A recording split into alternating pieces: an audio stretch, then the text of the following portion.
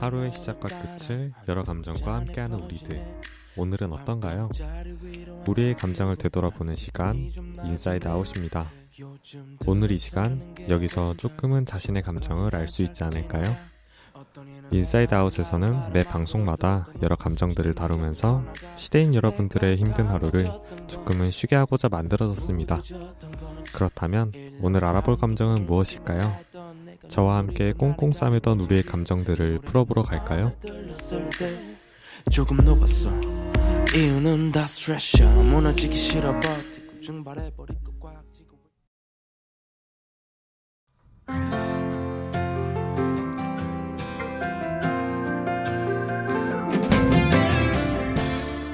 오늘 우리가 다루어 볼 감정은 바로 죄책감입니다. 저지른 잘못에 대하여 책임을 느끼는 마음. 사실 죄책감은 우리에게 너무나 익숙한 감정인데요. 어른 말을 잘 듣고 착한 일을 하면 칭찬과 예쁨을 받고, 어른 말을 잘 듣지 않고 거짓말이나 싸움을 하는 등 말썽을 피우면 혼이 났죠. 이때 우리는 죄책감을 느끼는데, 대부분의 죄책감의 경우 자기 행동이 잘못돼서라기보다 누군가에게 실망을 안겼거나 속상하게 했다는 데 있는데요. 이때 마음에 안 들게 행동한 것에 대한 죄책감과 자신에 대한 인정과 애정이 걷어질지도 모른다는 두려움과 불안이 동시에 생겨난다고 합니다. 그렇다면 죄책감이 우리에게 가져다주는 안 좋은 점은 무엇이 있을까요? 먼저 내면의 안정과 평화로운 삶을 방해하는데요. 특히 이 중에서도 내면화된 죄책감은 진정한 나로 가는 길을 가로막는 거대한 바위덩어리라고 합니다. 내면화된 죄책감은 표면적으로는 상대를 향한 공감과 사랑처럼 보일 수 있으나 내면의 두려움과 불안이 만들어내는 습관이자 자기 방어의 목적을 갖고 있기도 하는데요. 이에 대한 예로 나이가 많은 자식이 결혼하지 못하고 있는 것을 자기 죄라고 여기는 부모님이나 우울과 집착이 심한 애인에게 끝까지 충실하지 못하고 관계를 정리한 것을 자책하는 사람을 그 예로 들 수 있습니다. 사실 죄책감이라는 감정은 내려놓기가 쉽지 않은데요.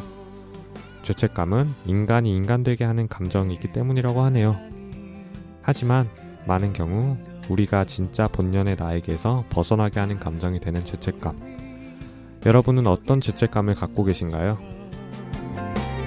꼭 만날 거야. 지금 이 노래처럼.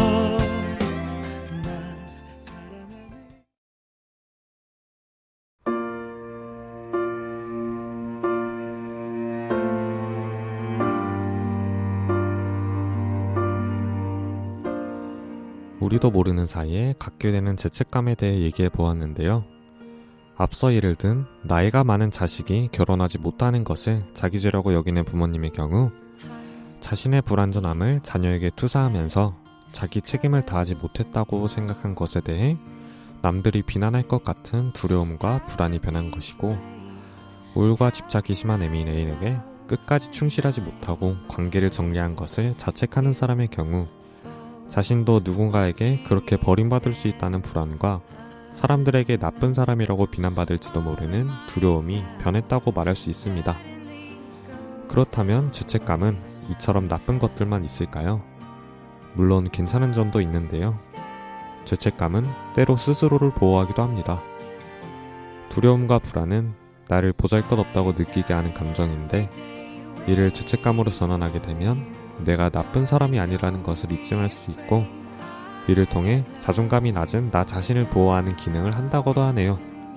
한번 실수나 좌절을 있는 그대로 허용해보면 어떨까요? 과도한 죄책감은 불안을 오히려 더 불러오니 불안과 두려움, 그리고 그것을 감추는 적절한 죄책감이 필요할 것 같습니다.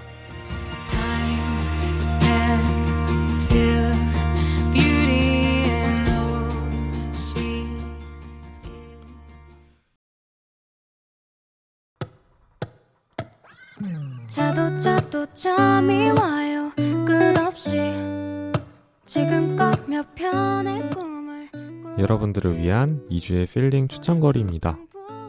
고의로한 것이 아니기 때문에 알리지 않았던 그 일, 과연 어떤 파장을 몰고 올까요? 영화 7년의 밤을 통해 죄책감이 주는 긴장감과 당사자의 솔직한 감정을 살펴보는 것은 어떨까요?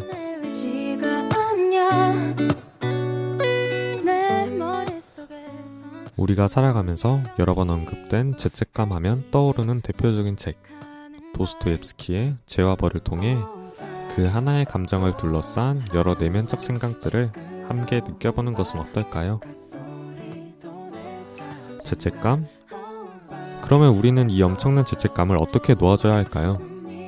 성공이나 실패는 그저 실수, 경험일 뿐으로 생각하고 그 경험들로부터 나아간다는 생각으로 다시 시작해보는 것도 좋고, 나 자신에 대한 기대를 너무 세우지 않는 것도 과도한 죄책감을 줄이기에 좋은 방법이 될 수 있겠네요.